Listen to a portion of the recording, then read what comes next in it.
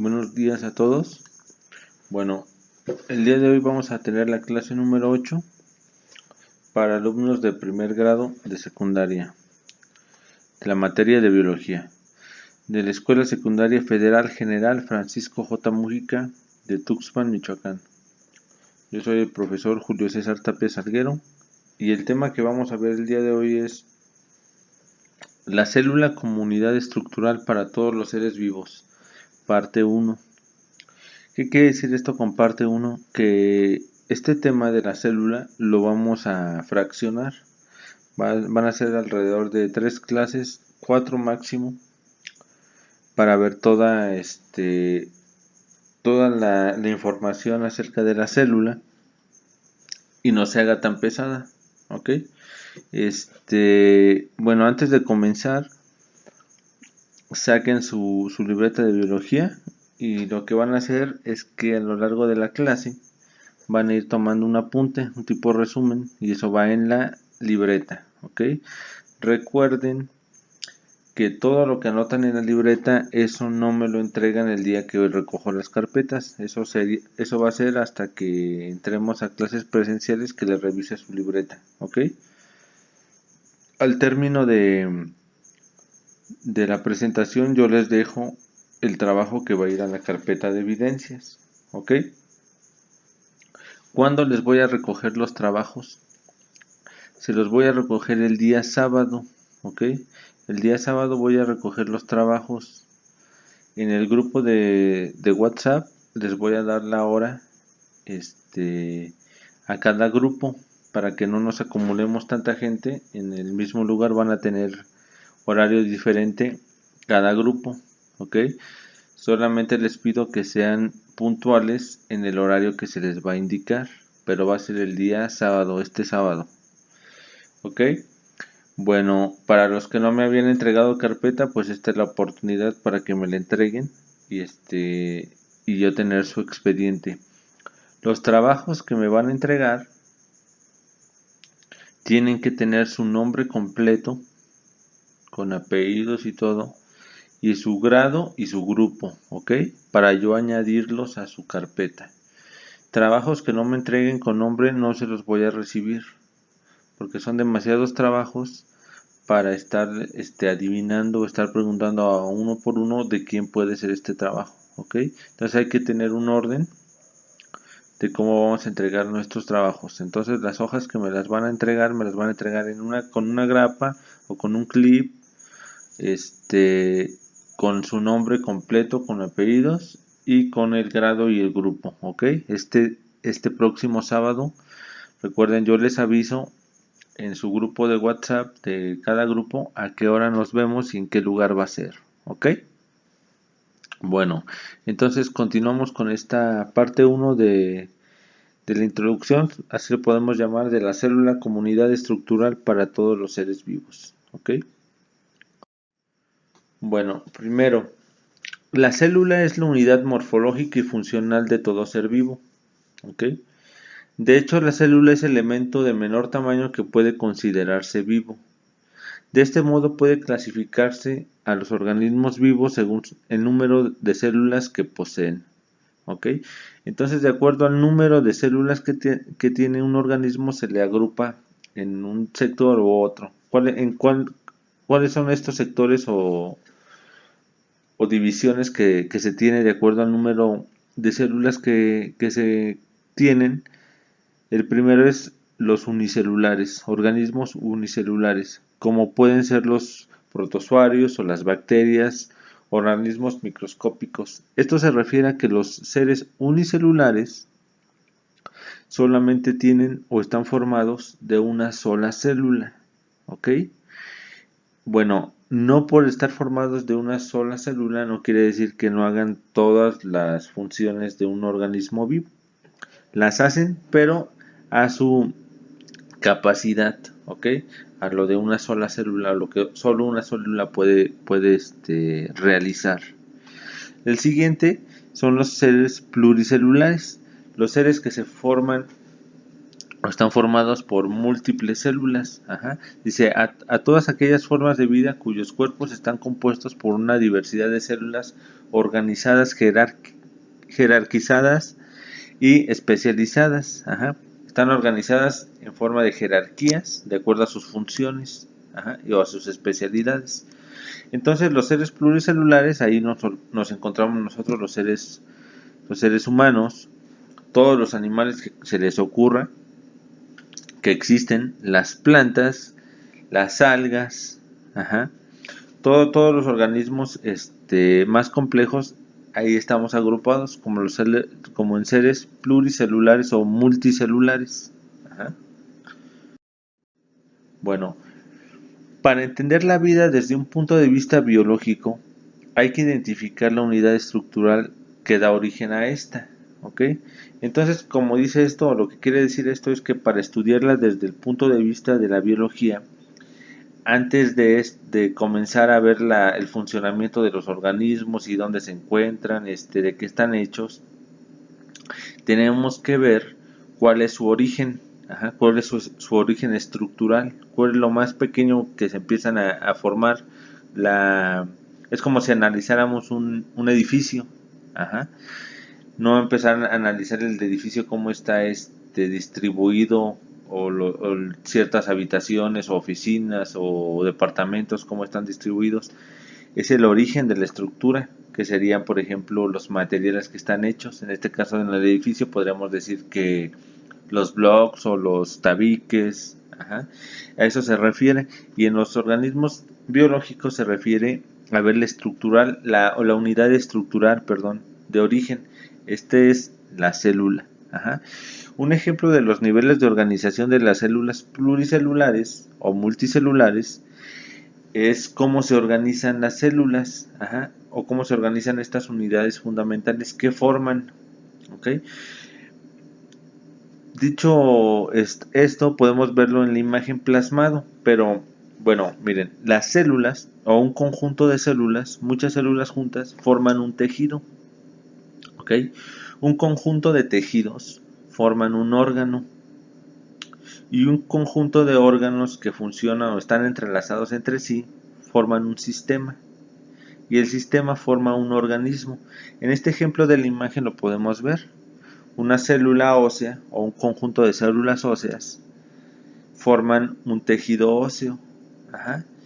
Varios tejidos óseos juntos forman un órgano que en este contexto de la imagen es el hueso. Un conjunto de huesos que están entrelazados entre sí, que se enlazan con los cartílagos, forman un sistema óseo que es el esqueleto. Y el esqueleto es parte de un organismo. Los sistemas también son parte de otros sistemas que funcionan juntos para formar un organismo. A esto se refiere el nivel de organización de las células de organismos pluricelulares. Cómo es que se van formando este tipo de sistemas y cómo funcionan entre sí. Por ejemplo, el sistema respiratorio. El sistema respiratorio no solamente está formado por los pulmones, sino que el sistema respiratorio inicia desde la nariz, la tráquea, los pulmones, los alvéolos, todo este tipo de organismos, de sistemas y de órganos, forman el sistema respiratorio. Igual el sistema cardíaco, el sistema cardiovascular, no solamente es el corazón, es el diafragma, es el sistema circulatorio, los glóbulos rojos, los pulmones también, cuando se respira el oxígeno también alimenta los glóbulos rojos para que se oxigene toda la sangre. Entonces el sistema también cardiovascular se sirve de otros sistemas para funcionar. A esto se refiere el sistema de organización. Pero siempre empieza desde lo más simple a lo más complejo. En esta imagen lo más simple es la célula y lo más complejo es el organismo. Bueno, continuamos. Historia y teoría celular. La historia de la biología celular ha estado ligada al desarrollo tecnológico que pudiera sustentar su estudio. ¿A qué se refiere esto? A que todos los avances de la biología, no solamente de la biología celular, están ligados o tienen un cierto límite o dependen del desarrollo tecnológico. Ajá. No solamente los temas celulares o de la biología celular, perdón. Cualquier tema de la biología tiene cierto límite hasta donde la tecnología les permite. El mismo debate que se tiene del origen de la vida en la Tierra tiene un cierto límite, y sigue siendo una teoría la explicación biológica. ¿Por qué? Porque el desarrollo tecnológico todavía no es tanto como para permitirnos descifrar o darnos las respuestas totales de cómo se pudo haber originado la vida en la Tierra o en el universo, si nos vamos a un ámbito más general. Entonces, en la biología celular también eso es lo que se refería. En unas épocas pasadas, donde comenzó el estudio de la naturaleza, solamente el estudio era sobre los seres macroscópicos. ¿Qué se refiere con estos seres macroscópicos? Seres que el hombre puede ver con el ojo, con el ojo humano, percibirlo, como organismos que lo más pequeño que podríamos ver, por ejemplo, los gorgojos de los frijoles o insectos un poquito más pequeños, pero hasta ahí, no podemos ver nada microscópico, entonces ese límite es el que tenían hasta esa época, De este modo, el primer acercamiento a su morfología se inicia con la popularización del microscopio rudimentario de lentes compuestas en el siglo XVII. ¿Qué se refiere a esto?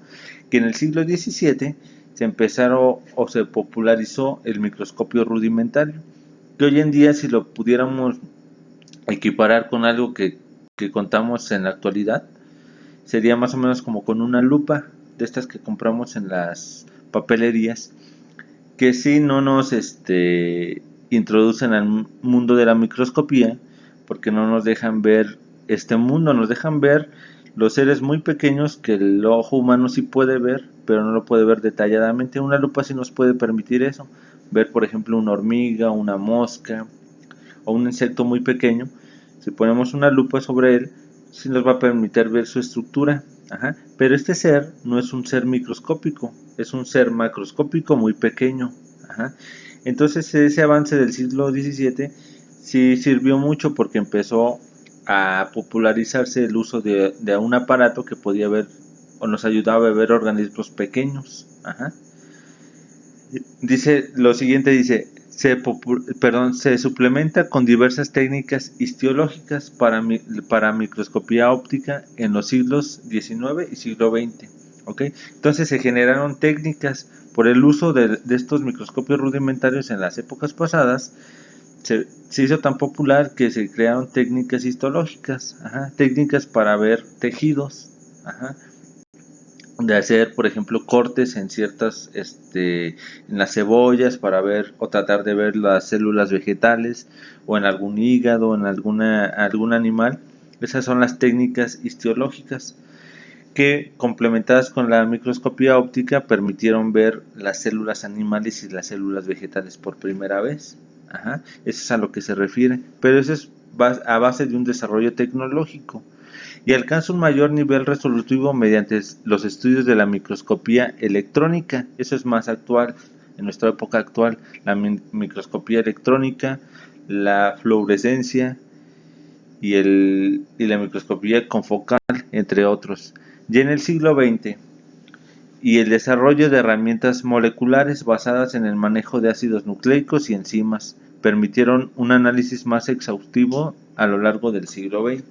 Estos ya son técnicas muy modernas, o más hacia nuestra época actual del siglo XXI.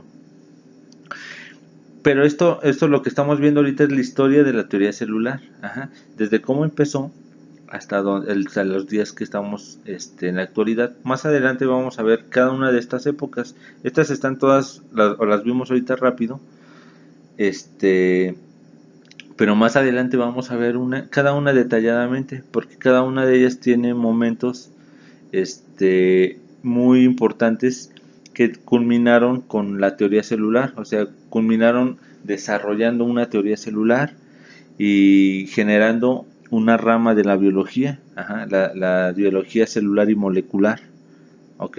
Hasta el día de hoy es una de las ramas de la biología que más aportes han tenido. Uno de los aportes más importantes es el descubrimiento de la doble hélice del ADN, que hasta el día de hoy está dando frutos o dar muchos resultados, incluso se considera el avance tecnológico más importante del siglo XX, el descubrimiento de la doble hélice del ADN por Watson y Crick, que más adelante lo vamos a ver, pero eso nos permitió muchísimo hasta el día de hoy, no nada más por ver cómo funciona nuestro ADN y los genes, sino en la biotecnología actual, por ejemplo los cultivos transgénicos, las teorías acerca o las técnicas para la clonación de organismos animales y vegetales, que en el siglo XXI en la actualidad están muy de moda. ¿Ok? Pero eso lo vamos a ver más adelante, cada una de estas épocas. ¿Ok? Ahorita solamente es una introducción para verlos. Bueno, continuamos. Lo siguiente que vamos a ver es el descubrimiento. El descubrimiento de la célula, la cual dio origen a las teorías celulares. Dice, las primeras aproximaciones al estudio de la célula surgieron en el siglo XVII, tras el desarrollo a finales del siglo XVI de los primeros microscopios. Estos permitieron realizar las numerosas observaciones que condujeron en apenas 200 años a un conocimiento morfológico relativamente aceptable. A continuación veremos algunos de la cronología de tales descubrimientos. El primero, en 1665, fue Roberto Hooke. Publicó los resultados de sus observaciones sobre tejidos vegetales con un corcho, realizadas con el microscopio de 50 aumentos construido por él mismo. Este investigador fue el primero que, al ver estos tejidos o unidades que se repetían en forma o modo de celdillas de un panal, las bautizó como elementos de repetición, llamadas células. Pero Hooke solo pudo observar células muertas, por lo que no pudo describir las estructuras de su interior. ¿Ok? Entonces este fue el primer aporte que se registra o cronológicamente se considera como el primero. El Roberto Hooke se le atribuye el nombre de células porque semejaba mucho al haber visto estas células de los corchos de las botellas, que son de madera. Estos corchos, las células vegetales que ya estaban muertas, que las pudo observar, veía que se parecían mucho a un panal, los panales de las abejas. Estas como ladrillitos que están uno después de otro y unos arriba y otros abajo y así. Por eso le atribuyó este nombre, él fue el que le dio el nombre de células, referente a las celdillas de los panales. Década de 1970, en 1970, 5 años más tarde de lo de Roberto Hooke, Anton van der Hooke observó diversas células eucariotas como protozoarios y espermatozoides y procariotas como las bacterias. Él, Anton van der Hooke fue un, en realidad no era un naturista, era un tallador de lentes, era holandés. Él fue uno de los que desarrolló los primeros microscopios o un microscopio más aceptable, el cual le permitía ver cosas más pequeñas que lo que Roberto Hooke podía ver. Pudo ver organismos eucariotas, como lo menciona aquí, como los protozoarios o los espermatozoides o algunas bacterias. Una de ellas las veía en el agua que se encharcaba después de las lluvias. Hizo las primeras observaciones de estos organismos. Entonces, en realidad aquí fue donde comenzó la época de la biología celular, cuando se descubrió como el mundo microscópico. Seguimos. En 1745, John Denham descubrió la presencia de animalculos o infusorios. Se trataba de organismos unicelulares. Él le llamó a estos nombres porque pues en realidad en ese entonces todavía no se definía bien cuáles eran los nombres, no había investigación, era lo primero que se investigaba. Dibujó la estructura del corcho observado por Roberto Hooke bajo su microscopio y tal como aparece publicado en Micrografía. En la década de 1880, Theodore Schwann descubrió la célula animal. Junto con Matthew Scheiden postularon que las células son las unidades elementales en la formación de las plantas y en los animales y que son la base fundamental del proceso vital. Entonces, estos dos científicos o naturalistas ya dieron un nombre o dieron la importancia de las células como la unidad fundamental, lo que construía las plantas y los animales. Como más adelante, esto solamente es la reseña cronológica de la historia de la teoría celulares. En 1831, Roberto Brown descubrió el núcleo celular. Estas ya son partes de la célula. Una vez que se pudo ver la célula, conforme la tecnología fue avanzando, los celulares se hicieron un poco más potentes y de poder ver las estructuras o las células a lo lejos o verlas desde un punto desde afuera, por así decirlo, se empezaron a poder ver las estructuras internas. Entonces, Roberto Brown descubrió el núcleo celular. En 1839, Purkinje observó el citoplasma celular por primera vez. En 1855 identificó las mitocondrias. Entonces, todos estos descubrimientos en estas épocas o en los 1800 fueron aportando las partes que conforman las células.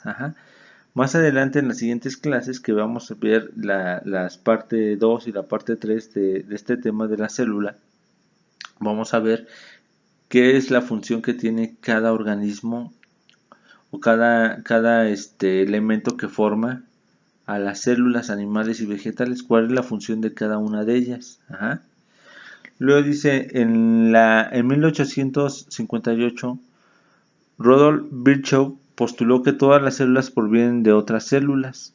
O sea, las células se originan de otras células, como lo sabemos en la actualidad.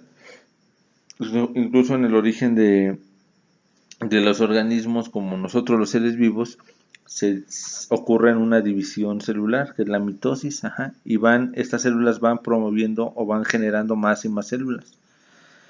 En 1860, Pasteur realizó multitud de estudios sobre el metabolismo de las levaduras y sobre la asepsia. La asepsia es la limpieza, ¿no? O sea, lo que pasa con las células o las levaduras.